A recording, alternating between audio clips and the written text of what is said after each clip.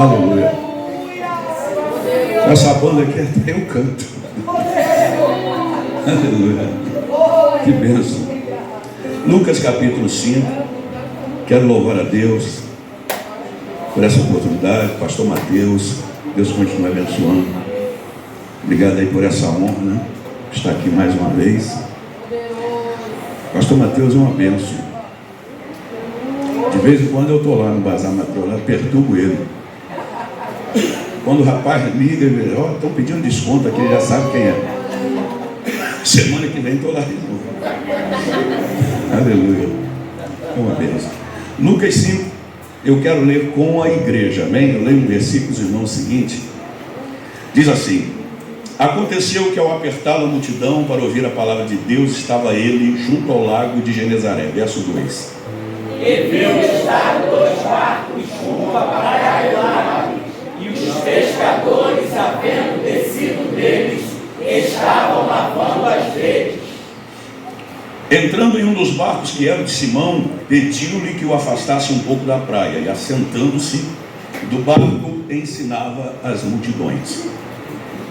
Quando acabou de falar, disse a Simão: faze-te ao largo e lançai as vossas redes para pescar.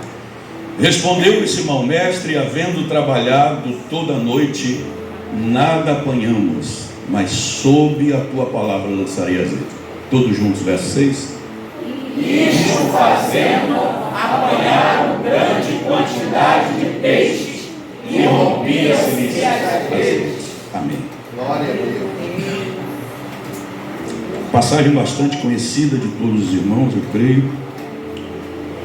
E no versículo de número 1, eu já aprendo aqui algo muito importante nesse texto. Quando Lucas diz que Jesus estava próximo ao lago de Genezaré e a multidão o apertava. Mas apertava para quê? Para ouvir a palavra. O ministério de Jesus foi um ministério de milagres. Mas a primazia do ministério de Jesus não eram os milagres, era a exposição da palavra. Primeiro Jesus pregava a palavra. E os milagres? Os milagres são consequências da exposição da palavra. Que Romanos 10:17 diz que a fé vem pelo ouvir e ouvir pela palavra. Nada acontece sem a palavra. Na verdade, tudo começa com a palavra e na palavra. Você quer ver? A mulher do fluxo de sangue, ouvindo falar de Jesus. Primeiro ela ouviu a palavra. Quando Bartimeu pergunta: o que é isso aí? O que está acontecendo aí? Que barulho é esse? É Jesus Nazareno que está passando. Então a palavra sempre vem em primeiro lugar. Jesus não reunia as multidões e mandava fazer fila. Vamos lá, você cego, leproso, leprosos desse lado aqui, cegos aqui, vamos lá, vai começar. Não. Primeiro Jesus pregava a palavra. E as maravilhas que Jesus operava aconteciam como consequência da palavra. Quando a palavra é pregada e alguém crê na palavra e toma posse do que ela diz, a palavra traz à existência o milagre, a resposta, a cura. Tudo que vem pela palavra. O texto diz que o povo apertava Jesus para ouvir a palavra. Existe o povo do amuleto, existe o povo da bomba de sal grosso, do galho de arruda, existe o povo do bombom ungido. O bombom ungido traz a pessoa amada em 7 dias. Eu já vi isso em algum lugar. Mas existe o povo da palavra. Aqui está o povo da palavra. Como é que é o nome desse culto? Quarta da palavra. Jesus lhes pregava a palavra. Tudo começa na palavra. Nada se faz, nada se fez e nada se fará sem a palavra. A palavra é que traz à existência o milagre. A palavra é que traz à existência tudo que vem de Deus para a nossa vida. Então, interessante que Jesus, aonde pregava, as multidões o seguiam. Jesus não pregava para culto vazio, porque aonde Jesus estava, a multidão, alguns perseguem a multidão. Jesus era diferente. A multidão é que perseguia. E nos lugares mais improváveis, porque quando Jesus começa a pregar, pastor Mateus, a frequência nas sinagogas cai vertiginosamente. Por isso os fariseus, por inveja, odiavam Jesus. Quer dizer, mas como é que pode aqui na sinagoga com todo conforto? Depois que ele começou a pregar, a gente fica aqui com meia dúzia de gatos pingados. E ele vai lá para cima do morro e vai todo mundo atrás. Ele vai pregar na beira do mar, debaixo de um sol desse, e fica todo mundo lá em pé ouvindo ele o dia todo. O que será que ele tem? A multidão respondia. A multidão, ele não prega como os fariseus, ele prega como quem tem autoridade. E até os demônios ele ordena e eles saem. Você crê nessa noite que vem vitória de Deus pela palavra, resposta de Deus pela palavra, socorro de Deus pela palavra, livramento de Deus pela palavra? Deuteronômio capítulo 8, versículo 3, o Senhor diz a Israel: eu te levei ao deserto, eu te deixei para te provar, para te humilhar, para conhecer o que está no seu coração. Eu te deixei ter fome, para que tu entendesse que nem só de pão viverá o homem, mas de toda palavra que sai da boca de Deus. O salmista, no Salmo 33, versículo 6, ele diz: pela palavra do Senhor os céus foram criados, e todo o seu exército, pelo sopro, pelo ruach, pelo sopro da sua boca. Provérbios capítulo 30, versículo 5, está escrito: toda a palavra de Deus é pura e é escudo para aqueles que nela confiam. Salmo 119, verso 9: como purificará o jovem o seu caminho? Examinando-o segundo a sua palavra. Versículo 11: escondi a tua palavra no meu coração para não pecar contra ti. Versículo 89: para sempre, ó Senhor, a tua palavra permanece no céu. Versículo 105 do mesmo salmo: lâmpada para os meus pés é a tua palavra e luz para o meu caminho. Isaías capítulo 40, verso 8 está escrito: não ouvistes? Não sabeis que o eterno Deus, o Criador dos fins da terra, não se cansa nem se fadiga, não há esquadrinhamento do seu poder. É o 28, hein? Me pegou aqui, hein? Bota o 28 aí. Olha lá. 28. Aleluia. Mas é o 8 mesmo. E o que diz: todo homem é erva, e a sua glória é como a flor da erva. Seca-se a erva, cai a sua flor. Mas a palavra de Deus subsiste e permanece eternamente. Isaías 54, 11 diz: como chuva que cai sobre a terra e para o céu não torna, mas faz a terra produzir, germinar e dar frutos, assim será a palavra que sair da minha boca, não tornará para mim vazia. Isaías 55, 11: mas cumprirá o propósito para o qual a enviei. Foi Jesus que disse em Mateus 24, 35: passarão os céus e a terra, mas as minhas palavras não hão de passar.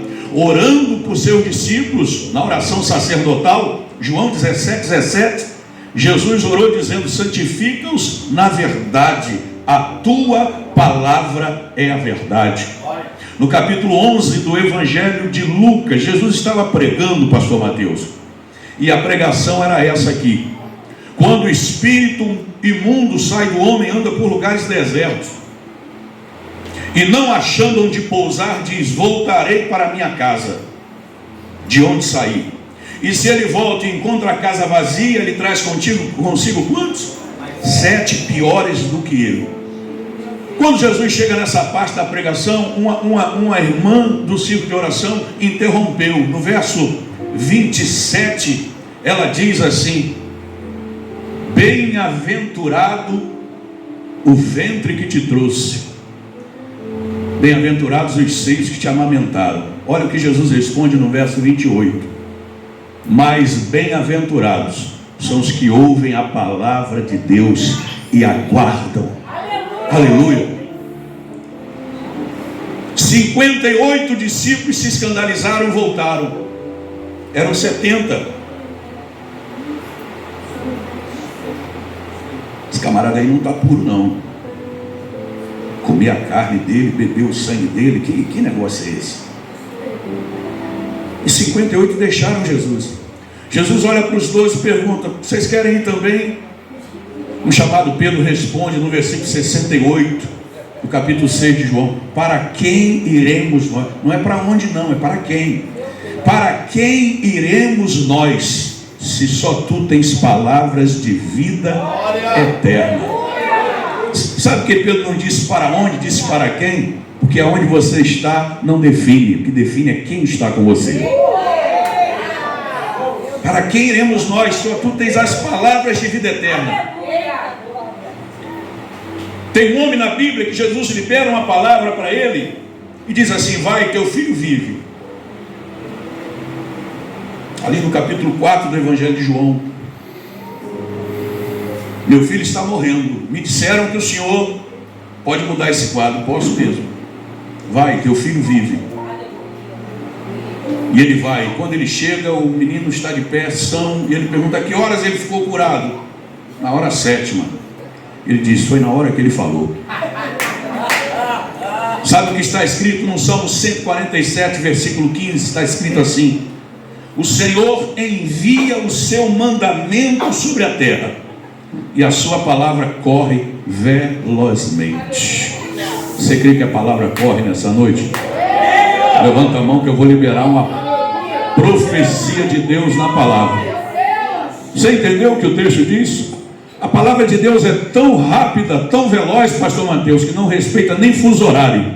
Jesus falou na hora 7ª, na hora 7ª, no exato momento, o menino levantou. Eu não sei o que é que você precisa de Deus aqui nessa noite, mas se você crê, a palavra já está correndo, já está correndo, já está correndo, já está correndo. Queimados vai ficar pequena para a velocidade que a palavra vai correr. Enquanto você adora aqui, a palavra vai lá. Enquanto você adora aqui, a palavra vai lá. Ela vai chegar, ela vai chegar. Aleluia. E lhes anunciava a palavra. O versículo seguinte diz que Jesus olha e ele vê 2 barcos, e os pescadores estão fazendo o quê? Lavando as redes.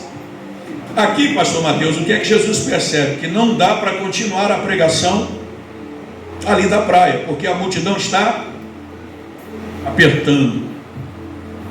Imagina se você tivesse a oportunidade de ouvir Jesus ao vivo e a cores.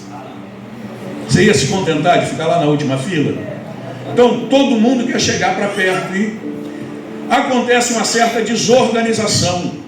E aí Jesus ele muda a estratégia. Quem crê que Deus dá estratégia? Diz para alguém: Deus vai te dar estratégia hoje. A segunda coisa importante que eu vejo nesse texto é a importância de se ter estratégias. Jesus mudou a estratégia. Aqui de baixo não dá para continuar. E olhando ao redor ele vê 2 barcos. E quando ele vê os 2 barcos, ele já sabe o que vai fazer. E ele usa um dos barcos, e é o de Pedro. Ele entra no barco e de dentro do barco ele continua pregando. E desafasta o barco um pouco da praia, 90, 100 metros. Ele não tinha microfone, não tinha amplificador. E aí ele usa a natureza. Ele se coloca contra o vento e a brisa do mar amplifica o som da sua voz e traz para os que estão na praia. E Jesus senta lá, pastor Cleiton, tranquilo, calmo, sereno, sentado. Jesus sentado no barco e o povo em pé. Porque os mestres rabinos pregavam sentados, Jesus pregava sentado. Você pode observar aí que o povo está em pé na praia e Jesus sentado no barco. E o dia passava e ninguém ia embora, ninguém descansava, ninguém ia no bebedouro, ninguém olhava no celular. E hoje o crente sentado cansa. É engraçado, né? Tem crente sentado, ele cansa. O pregador em pé, o crente sentado, ele cansa. Mas Jesus pregava sentado e o povo em pé. Mas o que é que Deus está falando aqui? É preciso pedir a Deus. Existem situações que a gente precisa pedir a Deus uma estratégia. Me ajuda a pregar aí. Se não deu certo desse jeito, muda a estratégia. Me ajuda. Se não deu certo desse jeito, muda a estratégia. Tem aquela frase interessante, né? Albert Einstein, ele diz assim: insensatez é fazer sempre as mesmas coisas e esperar resultados diferentes. Se você quer resultados diferentes, precisa fazer coisas diferentes. Se você quer ver de Deus o que ninguém viu, você tem que fazer o que ninguém fez. Ó, teve um aleluia aqui. Mas não dá para ter resultado diferente fazendo as mesmas coisas. Então Deus está dando nessa noite aqui uma nova estratégia. Pastor, eu estou vivendo uma situação, vivenciando a sua, não sei o que fazer, não sei como resolver, não sabia. Antes desse culto acabar, você vai saber, porque Deus vai dar estratégia. Deus deu estratégia para Davi. Senhor, os filisteus estão ali na frente, posso atacar? E Deus, você vai atacar, mas calma, está muito afoito, Davi. Subirei contra ele, subirá, mas você não vai de frente não, você vai rodear. Está vendo ali aquela plantação de amoras? Tinha várias amoreiras. E Deus disse: arrodeia, como diz lá na Bahia, né? Arrodeia, dá a volta, fica atrás das amoreiras. Eu vou te dar um sinal. Quando você ouvir um barulho na copa das amoreiras, aí você vai. Que esse barulho que tu vai ouvir é o barulho dos meus passos marchando na tua frente. Oh, aleluia! Oh, aleluia! Oh, aleluia! Está ouvindo barulho de passo, barulho de marcha na copa das amoreiras? Vai com tudo, que a vitória é tua, em nome de Jesus. Eu não sei qual é o tamanho do gigante não, mas se tem barulho na copa das amoreiras, vai, meu irmão, na força e na fé, arrebenta esse gigante no meio e canta o hino da vitória. Aleluia! Estratégia. A importância de ter estratégias. Força não resolve se não tiver controle. Tem que ter força, mas tem que ter controle. Receba estratégia de Deus hoje. Estratégia de Deus para lidar com aquela pessoa não crente, aquele filho rebelde, aquele encarregado atribulado. Recebe estratégia de Deus hoje em nome de Jesus. Entrando em um dos barcos que era de Pedro, tinha que ser o de Pedro, pastor Mateus. E Jesus gosta de coisa difícil. Ele entra no barco e ele pede a Pedro, né? Interessante que aqui Pedro ainda não é discípulo, então ele não ordena, ele pede. O texto é bem claro: pediu que o afastasse um pouco da praia. Você quer ter uma pesca milagrosa? Amém. Quer ter uma boa pesca? Uma pesca milagrosa? Ainda esse ano, quem crê? Me ajuda a pregar, diz assim: afasta o barco da terra.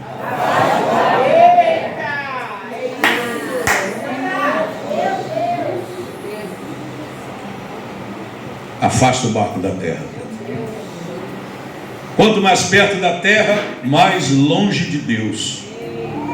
Quanto mais longe da terra, mais perto de Deus.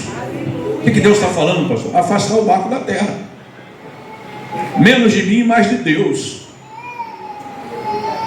Menos rede social, mais oração. Mais Bíblia. Mais jejum, mais glória a Deus, mais aleluia, mais culto. Silêncio de oração. Afasta o barco da terra, Pedro.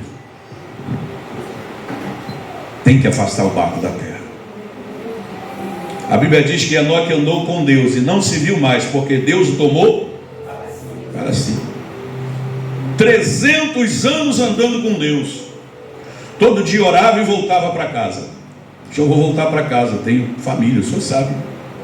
Quando ele completou 365, o que Deus disse?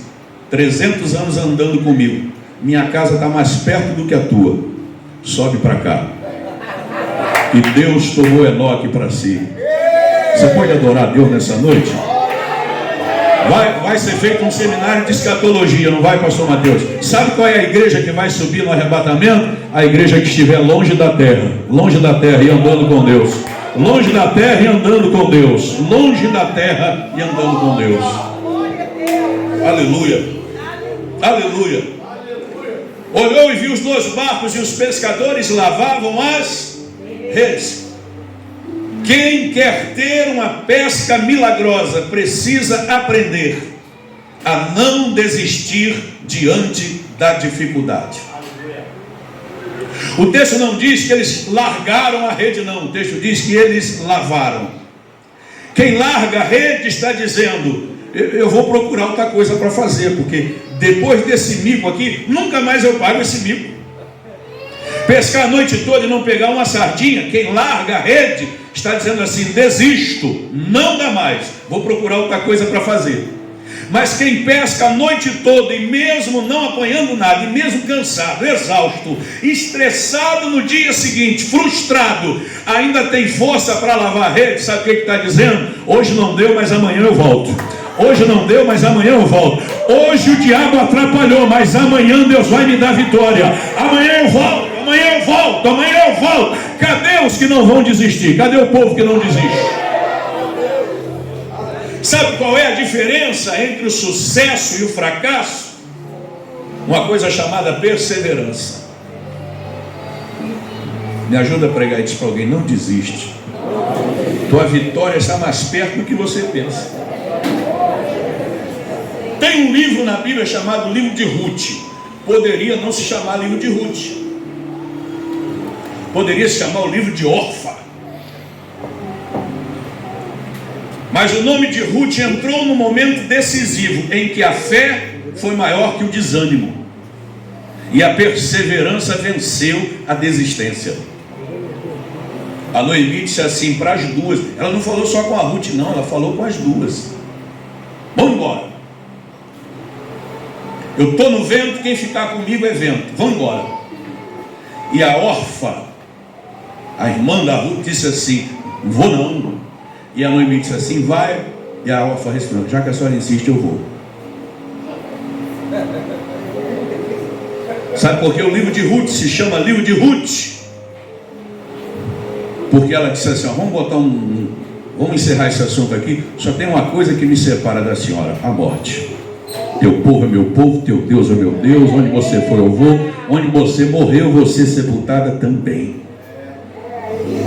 Perseverança. Tem um livro na Bíblia chamado Livro de Esther. Poderia não se chamar Livro de Esther,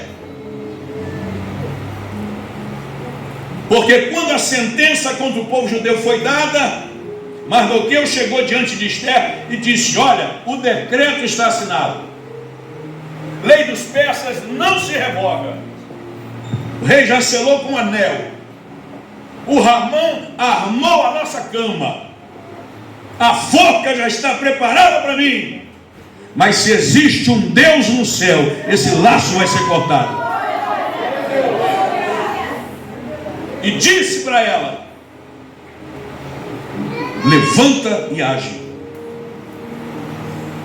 Na linguagem dos jovens aqui, a Esther pipocou. Não é assim que vocês falam? Num primeiro instante ela pipocou. Ela disse: já faz tempo que o rei não me chama. E você sabe qual é o castigo para quem entrar na presença dele sem ser chamado. Mardoqueu diz assim: olha, se você não se levantar, socorro de outra parte virá. É muito forte. Mas saiba que para isso, para esse momento, Deus te colocou no trono. Se você se omitir, Deus vai dar, vai levantar alguém e vai usar. Mas foi para isso que Deus te colocou aí. E aí a Esther pegou no tranco, mas pegou. Vai, manda o povo jejuar. Eu e as minhas moças aqui vamos jejuar. E eu vou entrar na presença do rei. E se eu morrer, eu morri, mas morri tentando, não vou morrer parada. Quem está entendendo isso? Quem está entendendo? É por isso que o livro de Esther se chama livro de Esther. Sabe por quê? Porque quem desiste não escreve história. Eu vou repetir: quem desiste não escreve história. Quem desiste, a poeira do tempo apaga. Mas quem persevera, Deus registra e honra o nome na história. Cadê o povo que não vai desistir? Capítulo 13 do livro de Números. Eu estou falando sobre perseverança. Capítulo 13 do livro dos Números. Moisés enviou 12 espias. Quantos espias? 12. De cada tribo um chefe. Não era qualquer um não, era príncipe. De cada tribo um príncipe. Eram líderes. Eu duvido alguém aqui me dizer o nome de um que nem seja Josué e nem seja Caleb. Duvido. Pastor, o senhor está dizendo que eu não leio Bíblia, né? Não, eu estou dizendo que você pode ler 100 vezes, você só vai lembrar de 2.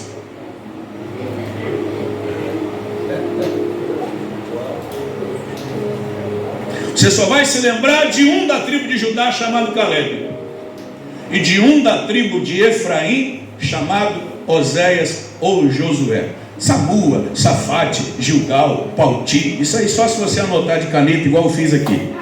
Se você ler o texto, você não se lembra de ninguém, só se lembra dos 2. Sabe por quê? Quem desiste não escreve história. É pouca glória para muita gente. Eu vou repetir: quem desiste não escreve história. Melhora esse glória a Deus aí. Eu sei que domingo a igreja vai estar mais cheia, mas libera esse glória aí, recebe de Deus perseverança. Deus me trouxe aqui para te dizer: quem desiste é esquecido, quem persevera escreve história. Senhor, quem vai entrar na terra? Josué e Caleb. E os outros aí? Já esqueci até o nome, nem sei. Ninguém se lembra de quem desiste. Quer ser esquecido? Desiste. Quer ser lembrado? Persevera. Posso ouvir um amém? Amém. Glória. Oh, glória. Versículo 4, caminhando para concluir. Versículo 4. Meu Deus. Acabando de falar, disse a Pedro. Lembra o que eu disse no princípio? O ponto primordial, mais importante do ministério de Jesus não eram os milagres. Era pregar a palavra. E tudo que acontecia vinha como consequência disso. Olha para mim, gente.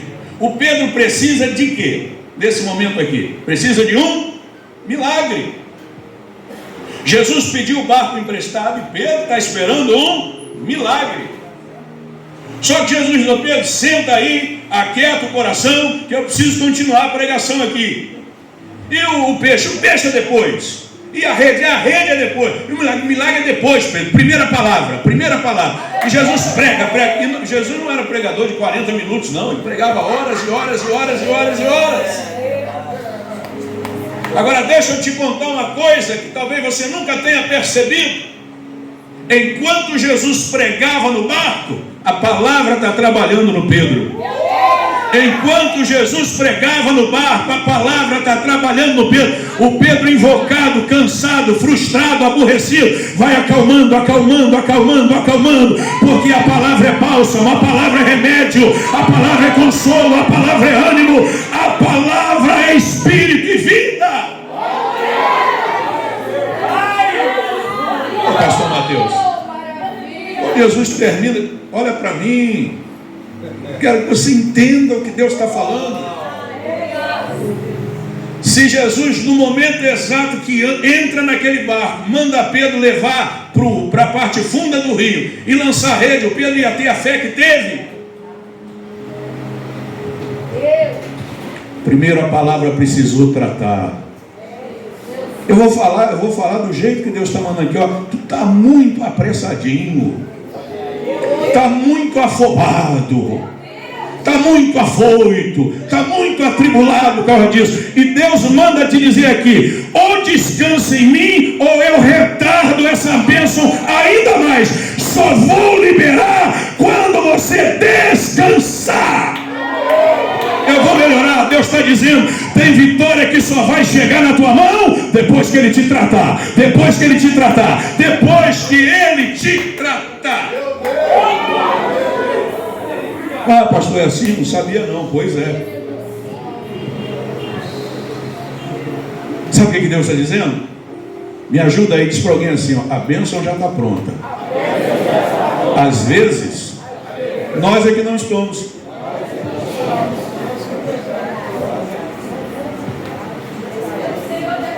Tudo que o crente recebe sem estar preparado, escorre pelas mãos, escorre entre os dedos. É assim ou não é? Não tem coisa que escorre entre as mãos? Do jeito que veio foi. Por quê? Não estava preparado. Aí Deus te ama tanto que está dizendo, espera mais um pouquinho, aquieta teu coração um pouquinho, vai dando glória e aleluia. Eu estou te preparando. Depois que eu te preparar, eu coloco nas suas mãos e ninguém vai tirar mais. Seja tratado pela palavra do Senhor. Amém. Olha o versículo 4. Acabando de... Primeira palavra, depois o milagre. Acabando de falar, disse a Pedro, faze-te ao largo, leve o barco para onde as águas são profundas e lance a rede para a pesca. Aí estou tu, pastor Cleiton,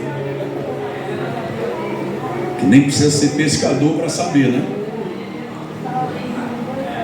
Quem pesca com rede tem o local certo e a hora certa. Quem pesca com rede, pesca. Qual a melhor hora para pescar com rede? À noite. Qual o melhor local? A parte mais rasa. Porque à noite o cardume vem para o raso. Quem pesca com rede, qual o melhor horário? À noite. Qual o melhor local? No raso. Pescaram a noite inteira na parte rasa do lago e não apanharam nada. Me ajuda, eu digo que você repete. Local correto, hora correta, método correto, e deu tudo errado. O local é correto, é o raso. O horário é correto, é a noite. O método é correto, é a rede. Aí agora, depois de pregar a palavra para o povo, eu chamo Pedro assim, parafraseando, que é milagre, né?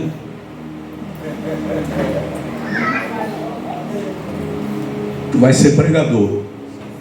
Essa espera toda foi só para te preparar para uma coisa. Você vai ser ganhador de alma, rapaz. Hoje é o dia do teu chamado. E hoje começa um novo tempo na tua vida. Hoje eu vou te tirar do natural e vou começar a te revelar o que é o mundo espiritual. Como que o mundo espiritual funciona. Tu precisas ter experiência com o sobrenatural, Pedro. Porque relacionamento comigo não é igual mais um é dois, não. É tudo ao contrário, é tudo na contramão do que vocês pensam, do que vocês entendem. O reino espiritual, gente, é na contramão do nosso. Para ganhar, tem que perder. Para viver, tem que morrer. Para subir, tem que descer. É tudo ao contrário. Tu precisa conhecer o mundo espiritual, Pedro. Tá bom, o que o senhor quer que eu faça? Eu quero que você pegue o barco, leve para onde as águas são profundas e lance a rede, porque a pesca vai ser gloriosa. Você deu glória, né? Você deu glória porque tu não sabe a profundidade que o mar da Galileia tem. Essa parte mais profunda, para onde Jesus manda Pedro levar o barco, lançar a rede, atinge entre 40 e 45 metros de profundidade. O cardume que à noite vai para o raso, durante o dia vai para o fundo, para o leito do rio, lá embaixo. Essa rede desce 40 metros.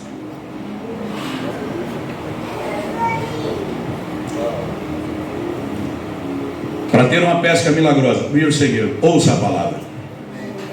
Segundo segredo, afaste o barco da terra. Terceiro segredo: não desista diante da dificuldade. Quarto segredo: acredite nos absurdos de Deus. Diz para alguém aí: tome posse hoje dos absurdos de Deus.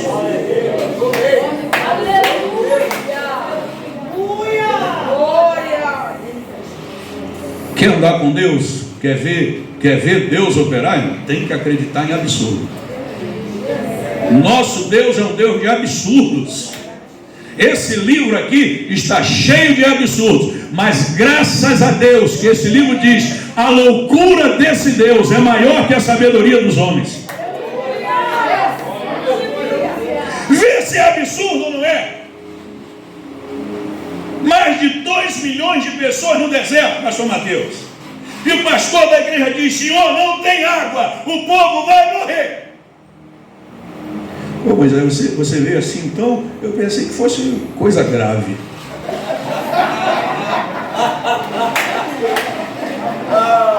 Pensei que fosse grave. Descontrolado, Moisés. Senhor, 2 milhões de pessoas. Ô Moisés, daí Moisés? Já esqueceu o que eu fiz no Egito já? Está resolvido, tá. O que você vai fazer? Vai ligar para a SEDAI? Não.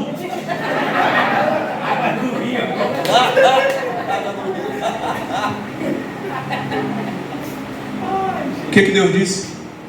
O que Deus disse? Fala com a rocha. Absurdo. Fala com a rocha. Fala com a rocha, rapaz. Fala com a rocha. Isso é absurdo. Pois eu sou Deus de absurdo. Isso é coisa de doido. Isso é coisa de doido. Milagre é coisa de doido. Fala com a rocha. Sai da normalidade em nome de Jesus. Levanta a mão para adorar. Sai da normalidade, meu irmão. Vida com Deus é sobrenatural. Vida com Deus não é teorema de Pitágoras, não. Vida com Deus é loucura.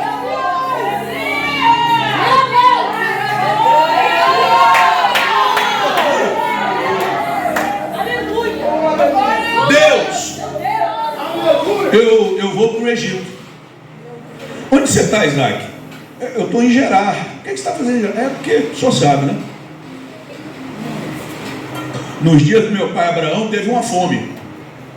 E meu pai desceu para o Egito para comprar comida.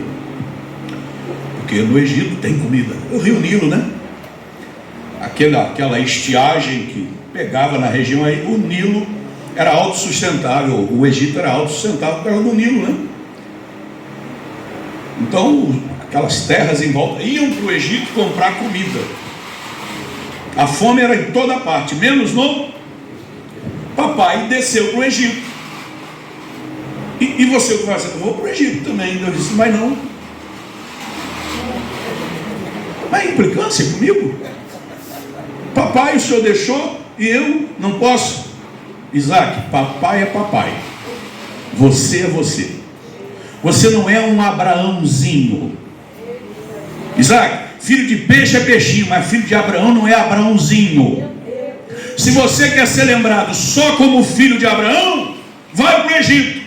Se você quer encher o bucho, vai para o Egito, para no primeiro self-service sem balança e dá lugar. Agora, se você quiser saber quem é o Deus do teu pai, faz o que eu mando e tu vai ver o sobrenatural.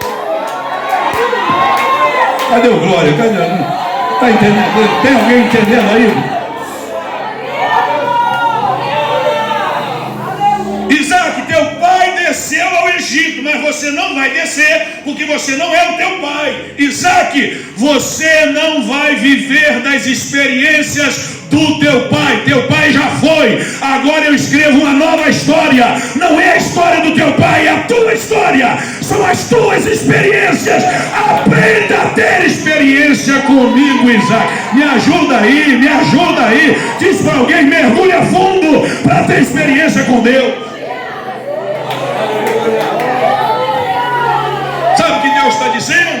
Tu não vai viver de testemunho os outros não. Você vai contar teu próprio testemunho. Você vai viver o teu próprio milagre. Você vai ver o extraordinário.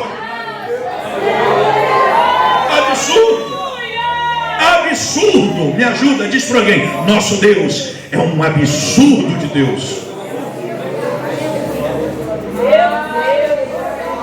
Você quer ver? Vê se é absurdo ou não é, irmão.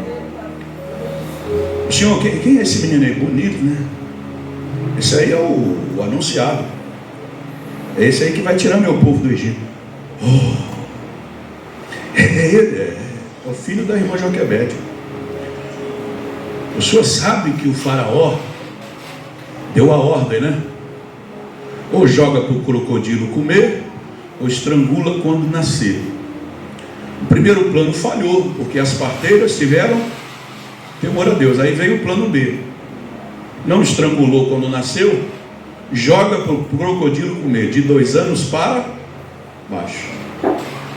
Deus, esse aí é o Moisés? É. Só preciso esconder esse menino, hein?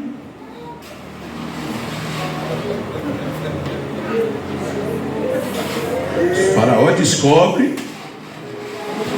tá tranquilo. Já dominei a situação. Chamou um lugar bom para esconder, o melhor lugar. Onde o senhor vai esconder ele? Dentro do palácio do faraó.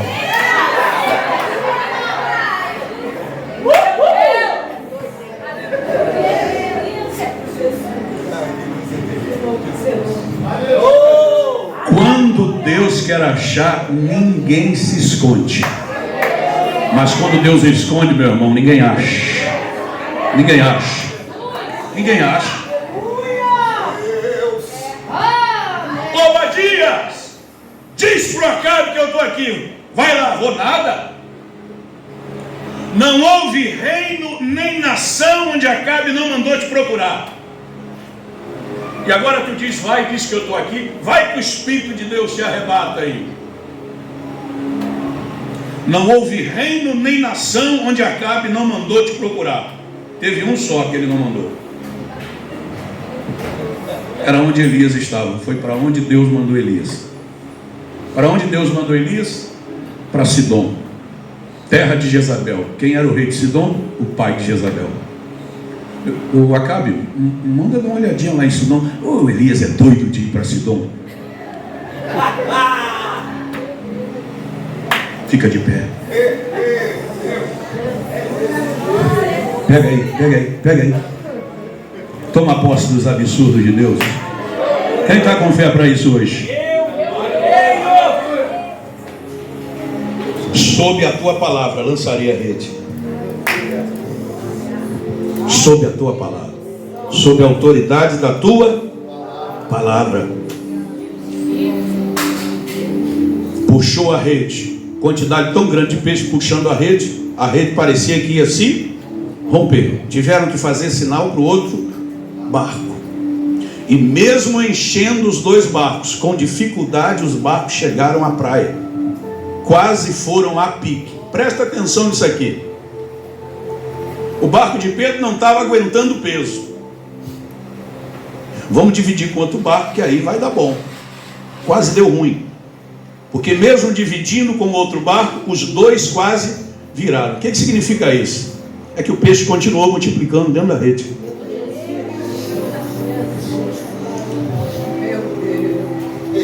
Eu encerro nessa noite dizendo para você: você toma posse disso aqui?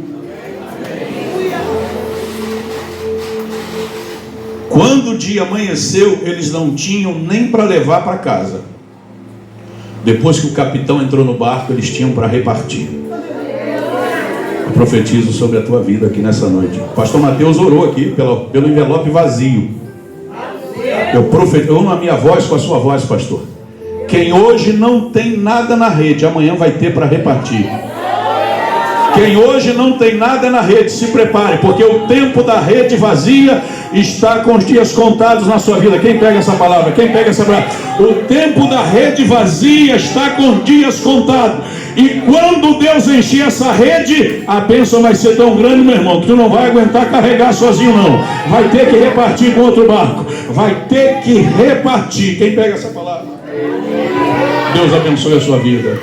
Amém. Deus abençoe.